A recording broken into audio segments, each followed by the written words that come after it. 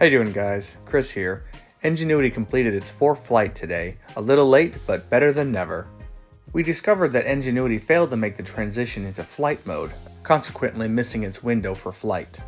But after receiving a quick pep talk from NASA and the Perseverance rover, Ingenuity was ready to go. The news was shared on Twitter just a few hours ago with a proclamation of success. They also shared this still, and if you zoom into the image, you can see Ingenuity in the background.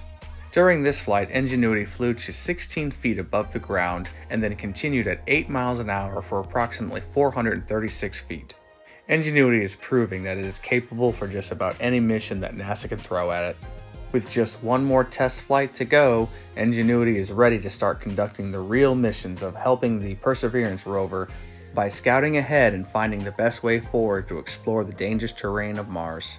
This dynamic duo is going to continue to make history by conducting the groundwork necessary for future astronauts to explore the Red Planet. Stay tuned for more, I'm sure there's lots to follow. Thanks for watching, and don't forget to like and subscribe.